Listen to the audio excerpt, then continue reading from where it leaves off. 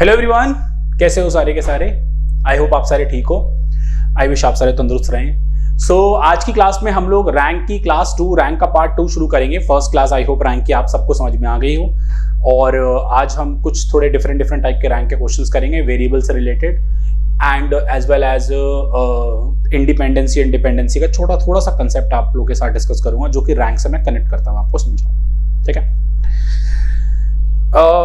The class is not the vector class, the class is the rank class। तो मैं बहुत detailing में vectors पे नहीं जाऊंगा।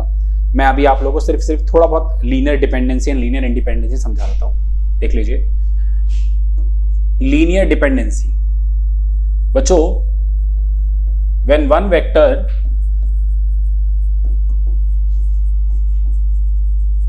is a scalar multiple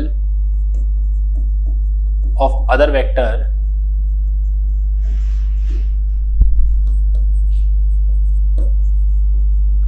then they are linear dependent vector।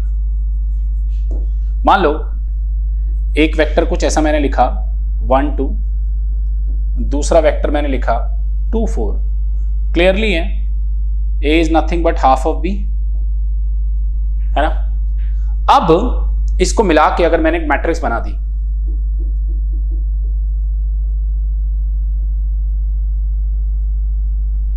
Fine, तो इसका डिटर्मिनेंट कितना आएगा? 0 आएगा हमेशा।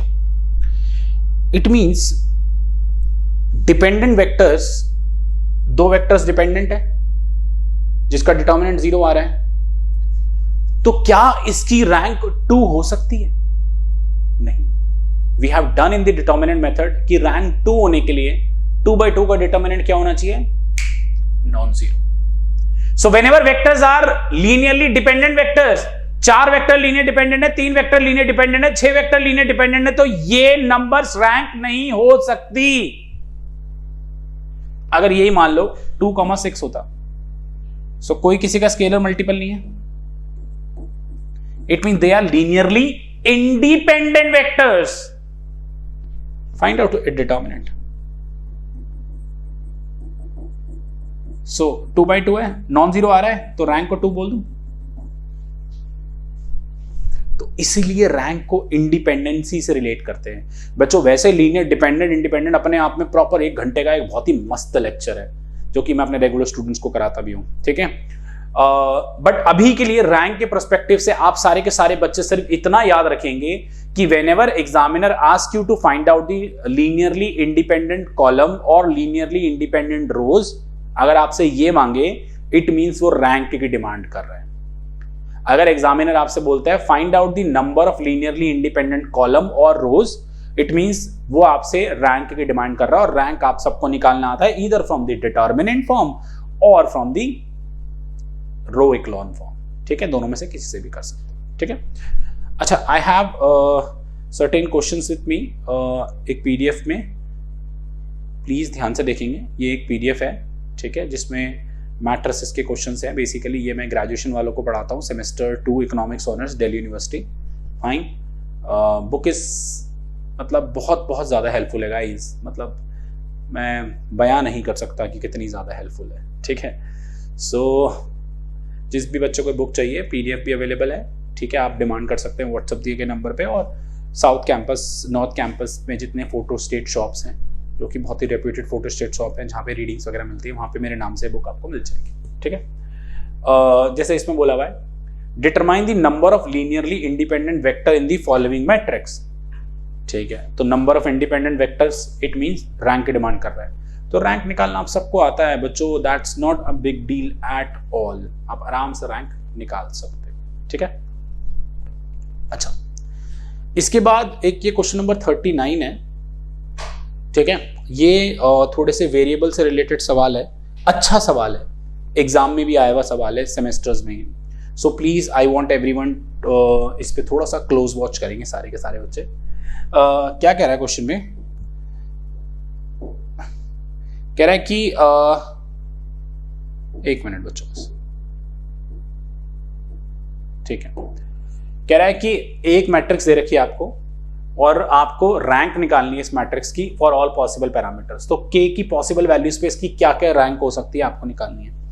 बच्चों ऐसे सिनेरियो में ना गाइस हम लोग ना रैंक को निकालने के डिटर्मिनेंट मेथड यूज करते हैं, क्योंकि अगर एक्लॉन फॉर्म से अपर ट्रायंगुलर फॉर्म बनाने की भी कोशिश करोगे तो इसको 0 बनाने के लिए इसका यूज करोगे। तो मतलब सपोज करो 2 में से ये माइनस करते हो या 5 से मल्टीप्लाई करते हो या फिर k से मल्टीप्लाई करते हो तो तुम्हें पता नहीं है कि ये है क्या। तो बच्चों कभी भी एक्लॉन फॉर्म जब अप्लाई करनी होती है और वेरिएबल्स में क्वेश्चंस होते हैं तो ज्यादातर हम लोग डिटर्मिनेंट मेथड इसलिए यूज करते हैं ताकि वो वेरिएबल्स मल्टीप्लाई वगैरह करना ना पड़े। बिकॉज आप खुद सोचो, अगर मैं इसको 0 बनाना चाहूँ 2 को, एक छोटा सा एग्जांपल ले लो, मेरे को 5 बेसिकली R2 करना पड़ेगा, नॉट 5 R2 करना पड़ेगा, सॉरी 5/2 R2 करना पड़ेगा, फिर माइनस, फिर प्लस मेरे को k अपनी मर्जी से करना पड़ेगा, माइनस मुझे R1 करना पड़ेगा, तब जाके तो ये 0 बनेगा। और फिर k की फॉर्म में जब ये आ जाएगा उसके बाद बाकी भी k की फॉर्म में आ जाएगा तो वो दिक्कत कर देगा 0 बनाने में। तो ये थोड़ा सा ना डिफिकल्ट मैटर हो जाता है। तो इस केस में आप लोगों में रिक्वेस्ट है कि डिटर्मिनेंट मेथड, ऐसा कुछ नहीं है कि पैरामीटर्स आ जाए तो हमेशा डिटर्मिनेंट मेथड यूज करें, because some time there are certain questions of system of equations जहां पे हम लोग एक्लॉन फॉर्म भी यूज करेंगे। बट अभी के लिए पैरामीटर्स वगैरह के थ्रू रैंक निकालने को बोल रहा है, या इन पैरामीटर्स की क्या वैल्यू हो सकती है या पॉसिबल रैंक्स पे क्या क्या पैरामीटर्स की वैल्यू आ सकती है, तो इस केस में determinant method would be most promisable option. ठीक है, सो जरा देखेंगे प्लीज सारे के सारे। मैं क्वेश्चन ना यहां लिख रहा हूं बोर्ड पे, 5 minus k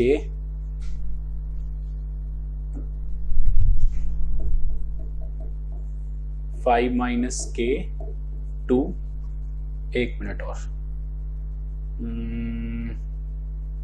5 minus k 2 1 2 1 1 minus k 0 0 1 minus k। ठीक है,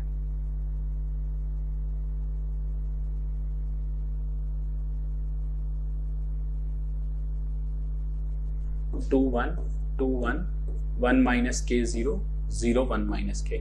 मैंने एक बारी ना क्वेश्चन दोबारा से वो कर रहा हूँ, देख रहा हूँ क्योंकि मैं भूल जाता हूँ। ठीक है, 5 minus k 2 1 5 minus k 1 minus k 0 0 1 minus k। ठीक है, फाइन, इट्स कूल। ठीक है, अब as you can see the 3/3 would be the order of the matrix. हाँ, 3/3 एक ऑर्डर है इस मैट्रिक्स का। आगे अगर हम बढ़े इस वाले क्वेश्चन के लिए, प्लीज ध्यान से देखिएगा। सबसे पहले इसकी रैंक की possibility less than equal to 3। ठीक है, और रैंक इक्वल टू 3 कब होगी? If determinant of order of 3/3 should be non zero. Let's find its determinant. Fine, अगर मैं इसका डिटर्मिनेंट निकालने जाऊं तो 5 minus k bracket 1 minus k square minus 0 first row first column, फिर -2 first row second column, 2 1 minus k first row second column, 2 1 minus k 0 plus 1 0 minus of 1 minus k। Fine, non zero लेके चले, मतलब भाई rank 3 निकाल रहे हैं। Rank 3 मान देखो, रैंक 3 ऑलवेज होगी नहीं कह सकता, k पे डिपेंड करेगा। ध्यान से देखना, मेरे हिसाब से 1 माइनस के पूरे में कॉमन आ जाएगा गाइस। तो 5 minus k into 1 minus k, 1 minus के कॉमन आया -4 और यहां -1। ठीक है, ये बचा। इसके बाद आगे बढ़े अगर हम 1 minus k 5 minus 5k minus k plus k square minus 5 से 5 कट जाएगा। ठीक है, so 1 minus k k square minus 6k, so k 1 minus k minus 6 not equal to 0। So k अगर 0 1 6 नहीं होगा तो डिटर्मिनेंट 3/3 का irrespective all the values of k other than 0 1 6 non zero आएगा। और 3/3 का डिटर्मिनेंट नॉन जीरो आने का मतलब है रैंक 3 होगी। तो आपकी रैंक 3 कब बनेगी? जब k 0 नहीं होगा, k 1 नहीं होगा, k 6 नहीं होगा। अगर k इन तीनों में से कुछ भी हो जाए तो डिटर्मिनेंट 0 आ जाएगा, तो रैंक 3 नहीं बन पाएगी। क्लियर है? ठीक है, अब बात करते हैं रैंक 2 की एक बार देख लें आंसर अगर है तो मेरे पास।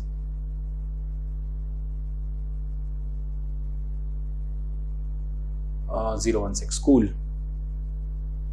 ठीक है, आगे अगर रैंक 2 की बात करें हम लोग इसमें, if we talk about rank 2, please ध्यान से देखिए, रैंक 2 कब अकर कर सकता है? इफ के या तो 0 हो और 1 हो और 6 हो। अच्छा, अब 016 होगा तो इसका मतलब रैंक 3 नहीं है, तो रैंक 2 कैसे हो जाएगा? भाई 2/2 का डिटर्मिनेंट नॉन जीरो भी तो होना चाहिए, कम से कम एक। तो ना पहले ऐसे सर्च करो कि अगर मैं सपोज करो कोई 2/2 का ऐसा डिटर्मिनेंट उठाऊं जहां पे के का कोई रोल ना प्ले हो रहा हो, लेट अस सपोज कोई भी ऐसा जहां पे के का रोल ना प्ले हो रहा हो, ठीक है, जैसे ये वाला डिटर्मिनेंट उठाओ, यहां पे क्या आ जाएगा, ये वाला उठाओ यहां पे क्या आ जाएगा, ये वाला उठाओ यहां पे क्या आ जाएगा, फिर 2 0 1 माइनस के उठाओ यहां पे आ जाएगा। मतलब जहां पे के खत्म हो रहा हो वो वाला पोर्शन देखो जहां से कि के की वैल्यू कट जाए और 016 पे रैंक 2 निकल के आ जाए। आप ना ये वाला डिटर्मिनेंट देखो, 5 माइनस के 1 2 0, इररिस्पेक्टिव के इन तीनों के अलावा कुछ भी हो, ये डिटर्मिनेंट तो नॉन जीरो आएगा। अगर ये तीनों भी हो तो भी कोई दिक्कत नहीं है। कोई बच्चे पता है क्या सोचते हैं कि सर ये रिस्ट्रिक्शन ही क्यों डालनी यार 016 की, रैंक तो 2 ही होगी हमेशा, क्योंकि सर 5 माइनस के 1 2 0 कटा, यहां पे के तो कुछ भी हो, के फॉर के ऑल आर, फॉर के ऑल आर, ये डिटर्मिनेंट तो नॉन जीरो आएगा, तो रैंक तो 2 हो जाएगी। बट रैंक 2 तक पहुंचने के लिए रैंक 3 को हटाना पड़ेगा ना, क्योंकि हाईएस्ट लार्जेस्ट ऑर्डर माइनस से होते हुए, अगर रैंक 3 ही हो गई तो 2 कैसे होगी? तो पहले मैं देखूंगा रैंक 3 कब नहीं होगी। रैंक 3 कब नहीं होगी? जब के 0 होगा, 1 होगा, 6 होगा। इस केस में रैंक 3 नहीं हुई।